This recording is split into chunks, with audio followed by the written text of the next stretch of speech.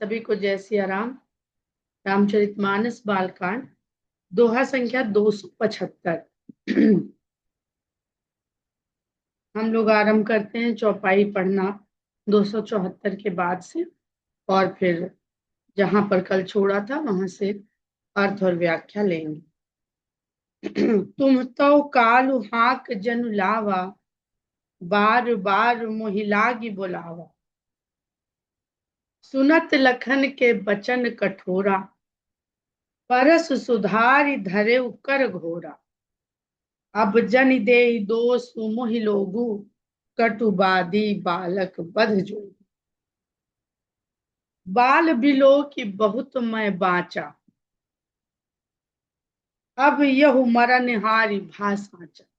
अब जो बाचा शब्द है इसके दो अर्थ निकलते हैं। वैसे देखिए तो एक तो बच्चा समझ के मैंने इसको बचने दिया, बार बार छोड़ता रहा, लेकिन अब इसका मरना निश्चित है, साचा तय है, सत्य है, निश्चित है। और बाचा का एक अर्थ ये भी निकलता है, जिसको कहते कथा वाचना, यानी कुछ भी वाचन करना। वाचन करने को अवधि में वाचना कहते हैं। तो अभी तक तो मैं इसे अपने वचनों से ही खाली उत्तर दे रहा हूं, बाच रहा हूं, कह कह के इसको समझा रहा हूं, लेकिन अब मैं बाचना बंद करता हूं और मैं अपने शस्त्र का उपयोग करूंगा। और परशुराम जी के पास अस्त्र और शस्त्र दोनों हैं। एक से वो हाथ में पकड़े पकड़े उससे आक्रमण कर सकते हैं, और एक से दूर कर सकते हैं, अस्त्र और शस्त्र। आगे गोस्वामी जी कहते हैं, कौशिक कहा क्षमी अपराधु, बाल दोष गुण गण ही न साधु। कहा आपका और कहा ये बच्चा, इससे तो आपका बाचना भी सही नहीं है, उचित नहीं है। आप मारने की बात कर रहे हैं, कहे वो छुपा के ही रहे हैं।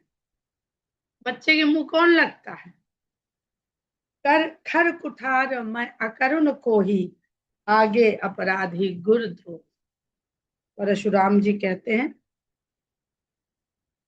कि एक तो मैं करुणा रहित हूं। राम क्या है? करुणा के धाम है। और परशुराम क्या कह रहे हैं? करुणा रहित हूं। अस्त्र और शस्त्र करुणा रहित ही हैं। उनको धारण करने वाले के भीतर करुणा का धाम होता है, करुणा का समावेश होता है। वही धनुष धारण करके भगवान राम करुणा के सागर कहलाते हैं, और वही धनुष धारण करके परशुराम जी स्वयं को अकरुण कह रहे हैं।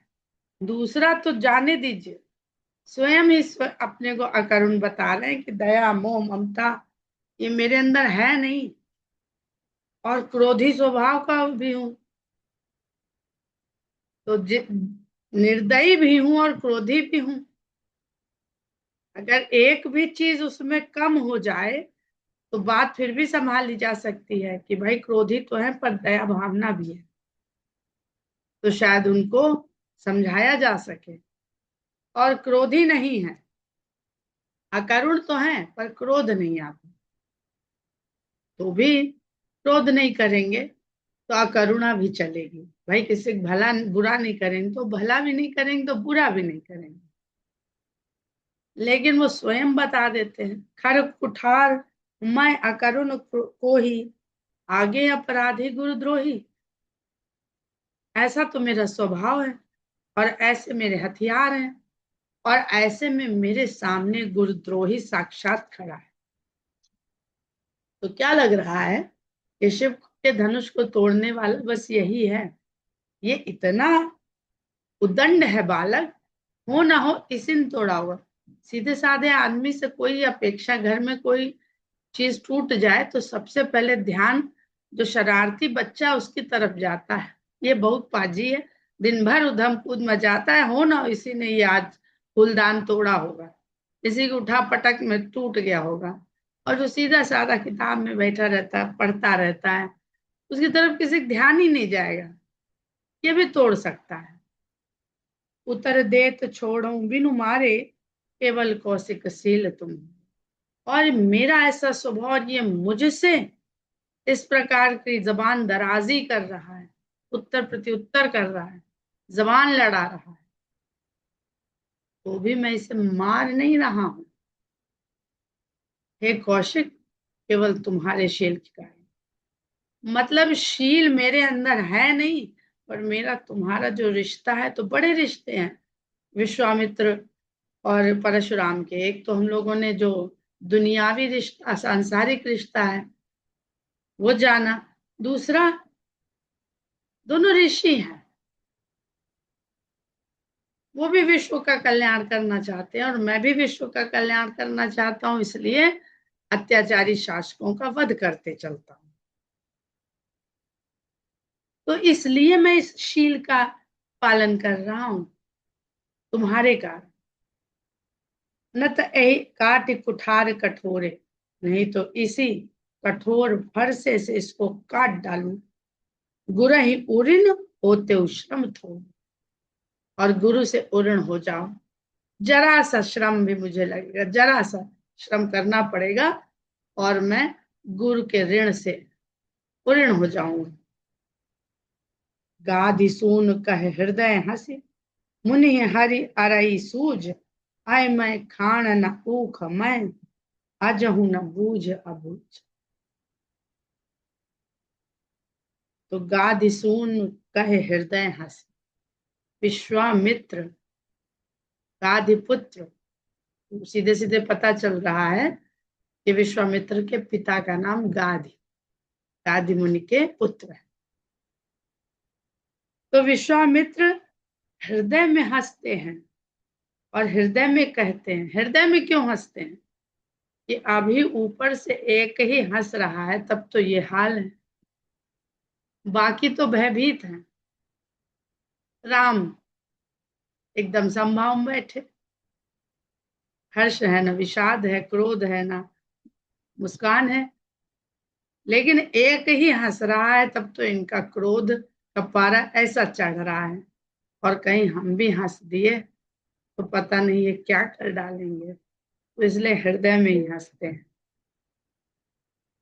और हंस के क्या कहते हैं कि मुनि को हरा हरा ही सूझ रहा है। आय मैं खान न ऊख मैं, अजहू न बूझ अबूझ। ये जो सामने इनके खड़ा है, जिसको ये गुरुद्रोही कह रहे हैं, ये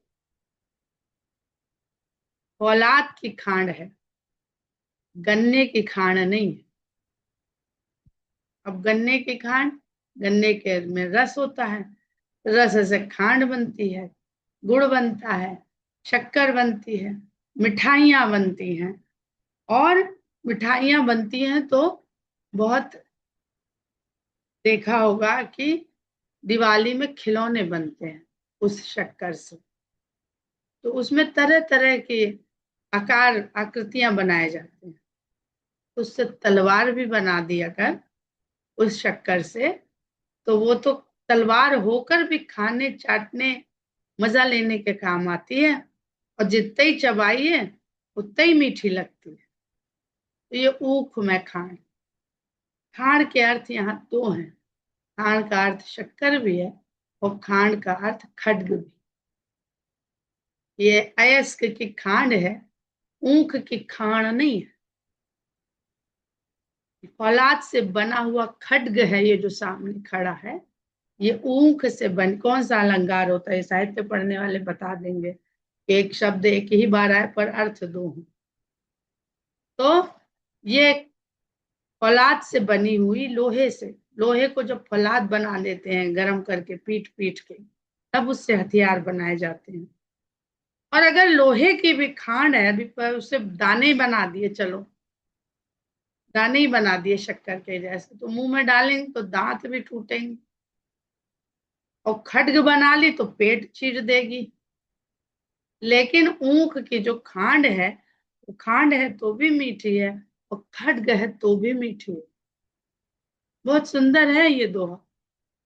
और आप देखिएगा कि चौपाइयों के बाद जब दोहा आता है तो दो पंक्तियों का दोहा, जो पीछे 6, 7, 8 जितनी भी चौपाई कही गई उनका सार समेटे होता है।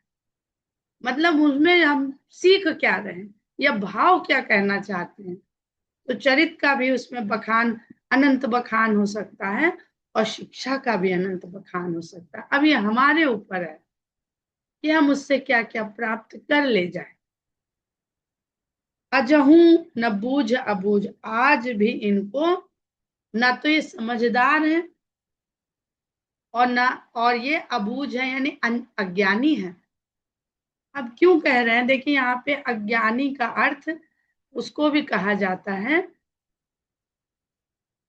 जिसको अपने ज्ञान के बल का, शरीर के बल का, शस्त्र के बल का अहंकार हो जाए। और अहंकार अंधकार है और अंधकार में कुछ सूझता नहीं है। तो एक तरह से परशुराम जी को यहाँ पर बिना लिखे गोस्वामी जी सावन के अंधे को हरा ही हरा दिखता है। ये मुहावरे का बहुत चतुराई से प्रयोग कर लिया। जिसको सामने चिदानंद घन भगवान न दिखे तो अंधा ही तो है। ज्ञान चक्षु का ना होना अंधापन है। और ज्ञान चक्षु कब बंद हो जाते हैं, जब अहंकार का चश्मा लग जाता है या अहंकार का पर्दा पड़ जाता है।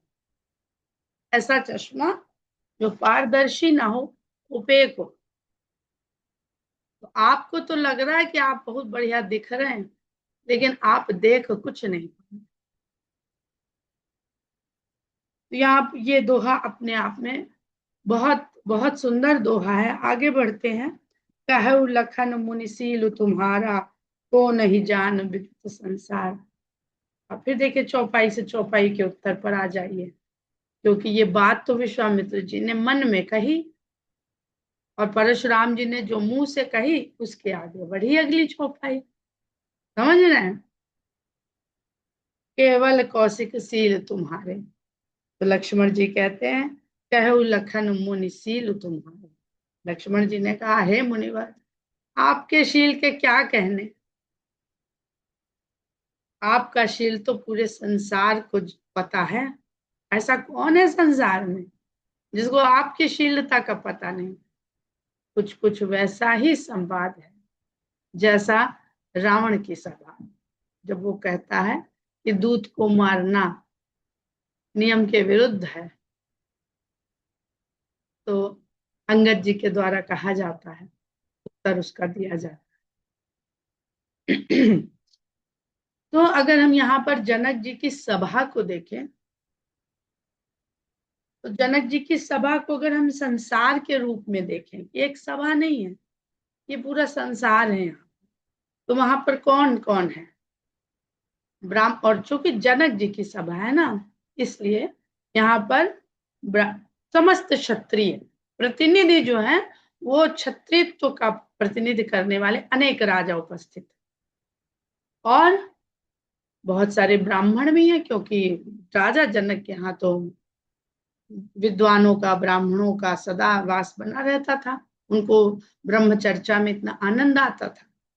और जो ब्रह्म चर्चा करे वो ब्राह्मण, जो ब्रह्म की खोज करे वो ब्राह्मण, जो ब्रह्म के मार्ग पे, ब्रह्म की प्राप्ति के मार्ग में चलने का प्रयास करे वो ब्राह्मण।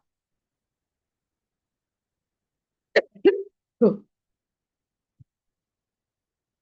वहां पर क्षत्रिय हैं, ब्राह्मण है, ऋषि और मुनि के समूह हैं, और स्वयं चिदानंद घन परमात्मा है। ऐसे ऐसा जनक जी की सभा है। और चिदानंद घन के साथ साथ आदि शक्ति भी विराजमान है। पर परशुराम जी को दिख कुछ नहीं, दिख क्या रहा है, केवल अपना अहंकार, मैं और मेरा, और कुछ नहीं दिख रहा है। तो ये जो सभा है, ये बहुत सुंदर तात्पर्य है संसार का, कि जिसके आंखों के आगे, आंखों में जिसने ऐसा चश्मा चढ़ा लिया अहंकार का, वो किसी भी चीज का चश्मा हो सकता है, तो फिर उसे न ऋषि दिखेंगे, न मुनि दिखेंगे, न भगवान दिखेंगे, न आदिशक्ति दिखेंगी, न राजर्षि दिखेंगे। तो ये बात लक्ष्मण जी कह रहे हैं कि माता पिता ही उऋण भयनी के। हाँ, माता पिता से आप बढ़िया तरह से उऋण हो गए, क्योंकि इस कथा को संसार जानता है, इसलिए तुलसीदास जी ने कहा नहीं। वो कथा शॉर्ट में सुनिए तो उन्होंने सहस्त्रबाहु को मारा तो पिता से उऋण होने के लिए, और माता को मारा पिता के आदेश को पूर्ण करने के लिए। तो पिता के ऋण से मुक्त हुए, और माता का जब वध कर दिया तो पिता प्रसन्न होकर जब वरदान देने को कहे तो माता को पुनर्जीवित करने का वरदान मांगा, तो माता से जन्म हुआ था तो माता के ऋण से भी मुक्त हुए। इसका अर्थ ये भी है कि सभी कर्तव्यों का पालन करके माता पिता के प्रति जो संतान है वो उऋण हो सकती है माता पिता के ऋण से। लेकिन गुरु जो जीवन में शिक्षा देता है, विद्या देता है, सामर्थ्य देता है, माता पिता केवल शरीर देते हैं, शरीर को सामर्थ्य गुरु देता है। सामर्थ्य क्या है? कुछ बन पाए आप अपने जीवन में, इंजीनियर बने, डॉक्टर बने, आईएएस बने, आईपीएस बने, तो ये गुरु सामर्थ्य देता है।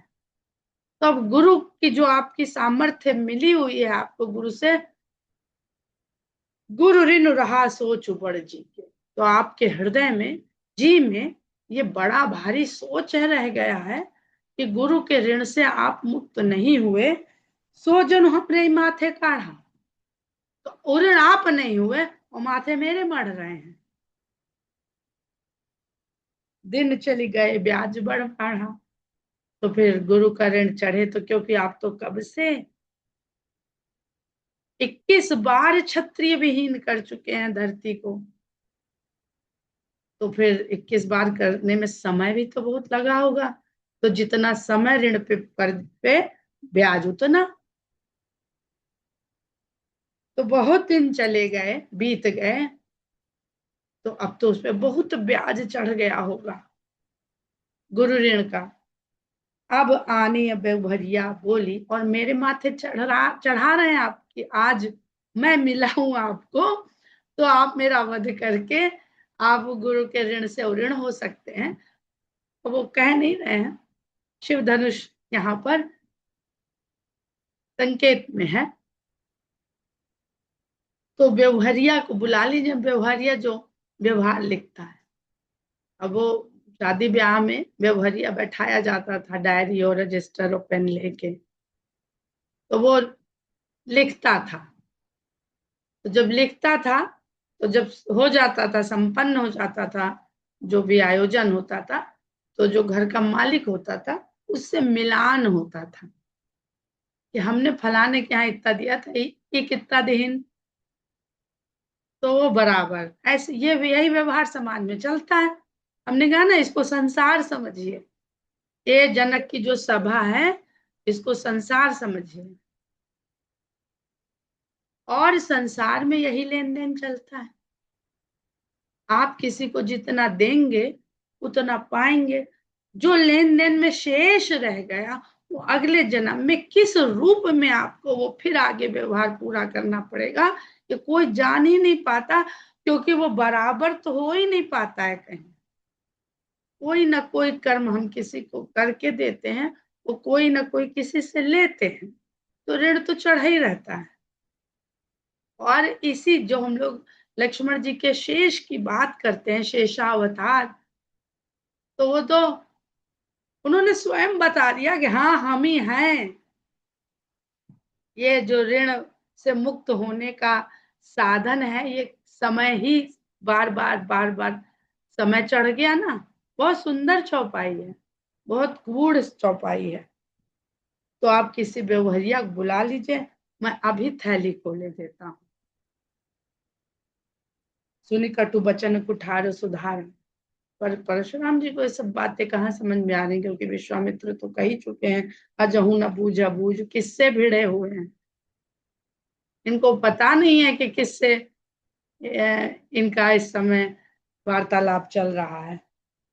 तो सुन कटु वचन कुठार सुधारा, ऐसे कड़वे वचन सुन के फिर उन्होंने फरसे को ठीक किया, आक्रमण की पोजीशन पे लाए। हाय हाय सब सभा पुकार। उस सभा को लगा अब की तो ये जो उठा है तो ये गर्दन पे वार किए बिना हटेगा नहीं फरसा। तो सारी सभा हाय हाय करने लगी। भृगुबर परसु दिखावो मोही, विप्र विचारी बचाओ न पंद्रोही।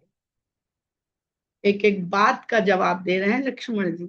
काल हर बात का उत्तर देता है, हमको पता नहीं चलता। हमने जो भी बात कही या करी वो काल सब उत्तर देता है। बहुत अच्छी बात है कि हमें याद नहीं रह जाता है, वरना हम भविष्य के भय से वर्तमान जी नहीं पाएंगे। तो लक्ष्मण जी कहते हैं, हे भृगुश्रेष्ठ, आप फिर से मुझे फरसा दिखा रहे हैं और राजाओं के द्रोही हैं आप। मैं आपको ब्राह्मण समझ के बचा रहा हूं। बचाओ, उन्होंने बाचा कहा तो इन्होंने भी बचाओ। हर एक का उत्तर वैसे ही दिया। काल वैसे ही पलटेगा, जैसी क्रिया वैसी ही प्रतिक्रिया होगी। ये नियम है, सिद्धांत है, ये कहां से बदला जाएगा। मिले न कबहू सुभट रन गाढ़े, द्विज देवता घर ही के बाढ़े। अब राजाओं के द्रोही तो हैं, लेकिन ऐसा लगता है कि कभी भी आपको इस रण में अच्छे योद्धा से पाला नहीं पड़ा।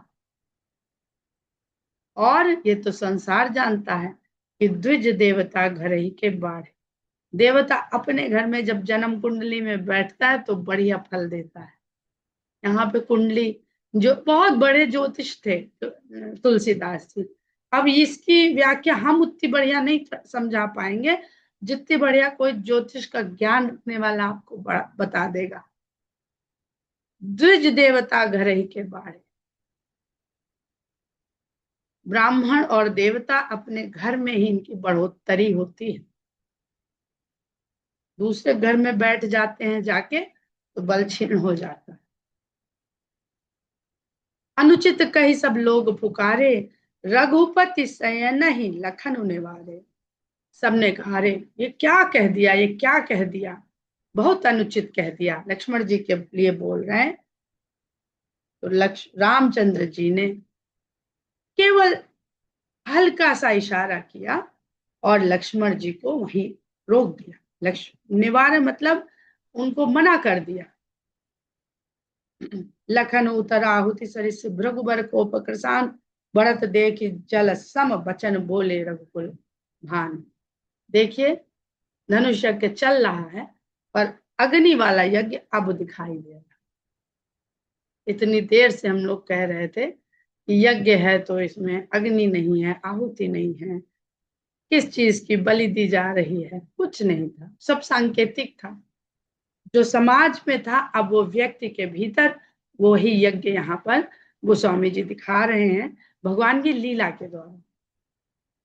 लखन उतर आहुति सरस, सरिस लक्ष्मण का उत्तर आहुति के समान है और भृगुबर कोप कृसान और परशुराम का क्रोध अग्नि है।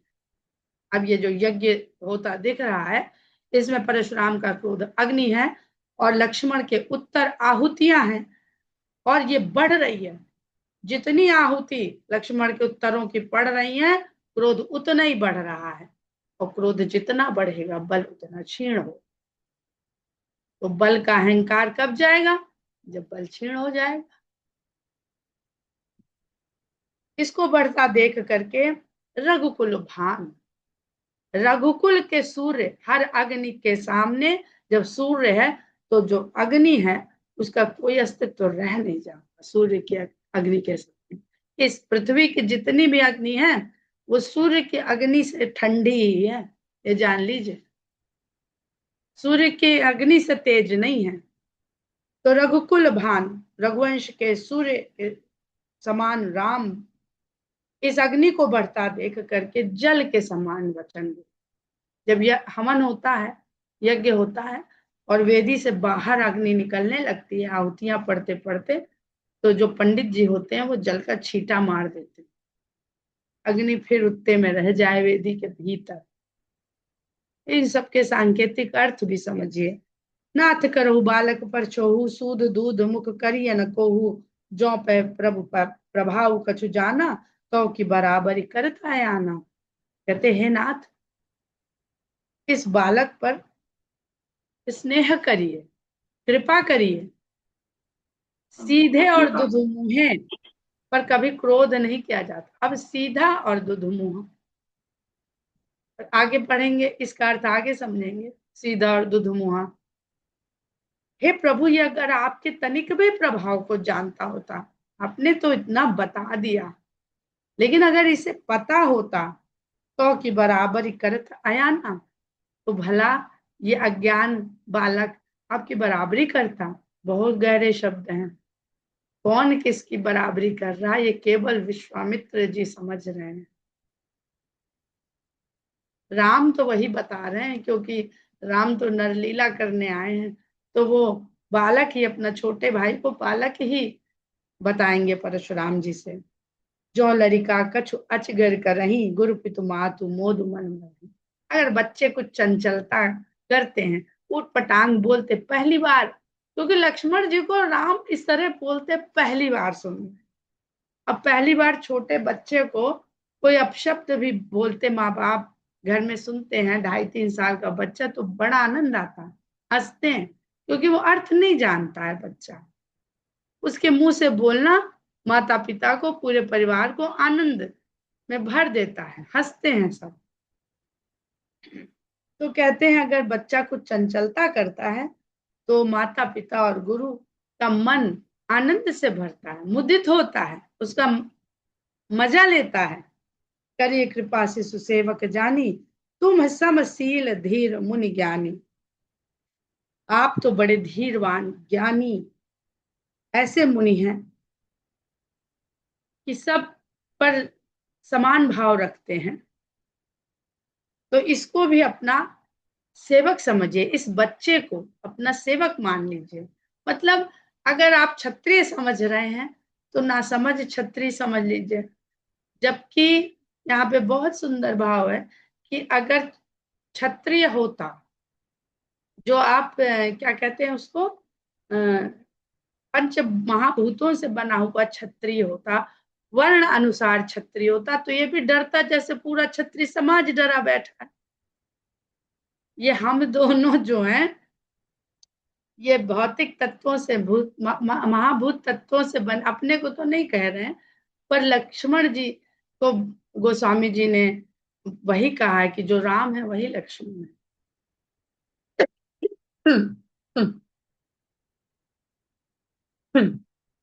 तो कहते हैं इसको बच्चा समझिए और अपना सेवक जानिए। अगर किसी बच्चे को सेवा में लगा लिया जाए तो शुरू शुरू में वो गलतियां करता है, तो उसको क्षमा करा जाता है कि धीरे धीरे सीख जाएगा, अभी बच्चा है, तो इसको भी क्षमा करिए। राम बचन सुनी कछु को जुड़ाने, कही कछु लखन बहुत मुस्काने। राम के ये वचन सुने तो परशुराम जी को ठंडे पर जुड़ा गए, शीतल हो गए। और लक्ष्मण जी कहाँ चाह रहे थे कि ये शीतल हो, तो लक्ष्मण जी ने धीरे से, ऐसा धीरे से कहा कोई सुन ही नहीं पाया। अभी तक तो बोल रहे थे, अब क्यों धीरे से कहा कि रघुपति सय नहीं लखन निवारे, क्योंकि वो मना कर चुके थे आंख के इशारे से कि अब कुछ कहना नहीं। तो ऊपर से तो नहीं बोले, पर कभी कभी काल जब बोलता है तो सुनाई नहीं देता और काम हो जाता है। तो लक्ष्मण जी ऐसा बोले और बोल के धीरे से मुस्कुरा दिए। हंसत देख नख शिखर से व्यापी, और हंसते देख करके उनके क्रोध जो नाखून से छूटा तो फिर शिखा तक पहुंच गया। राम तोर भ्राता पढ़ पा, राम तेरा भाई तो बहुत बड़ा पापी है। तो अब सीधा है, दुधमुहा है, छोटा बच्चा है, गौर शरीर श्याम मन माही, कालकूट मुख पय मुख नाही, सहज टेढ़ अनुहरई न तो ही, नीच मीच सम देख मोही। इसका शरीर गोरा है, लेकिन मन बड़ा काला है। तुम जिसको दुधमुहा कह रहे हो, वो दुधमुहा नहीं, विषमुहा है। कालकूट मुख, कालकूट विष है, समुद्र मंथन में निकला था। तो दुधमुहा पैमुख नहीं है, ये कालकूट मुख है। इसके भीतर जहरी जहर बह रहा है, मुंह खोलता है तो केवल जहर उगलता है। सहज टेढ़, ये सहज रूप से टेढ़ा है, ये तुम्हारे अनुसार है नहीं। जैसे तुम हो ना, ये वैसा नहीं है। तो अभी परशुराम जी को राम और लक्ष्मण में अलग स्वभाव दिख पड़ा। वो लक्ष्मण को राम से अलग देख रहे हैं, तुम सीधे, वो टेढ़। जब तक लक्ष्मण राम से अलग दिखेंगे तब तक परशुराम को भान नहीं हो। ये इस पूरे प्रसंग का सार है। जीव जब तक समय को और परम ब्रह्म को, कर्म के अपने शेष को एक नहीं मानेगा, तब तक वो भेद बुद्धि में पड़ा रहेगा और अहंकार से वो सदा घिरा रहेगा। नीच मीच सम देखना मोहि, और नीच कह दिया, ये नीच मुझे मृत्यु के समान नहीं देख रहा है।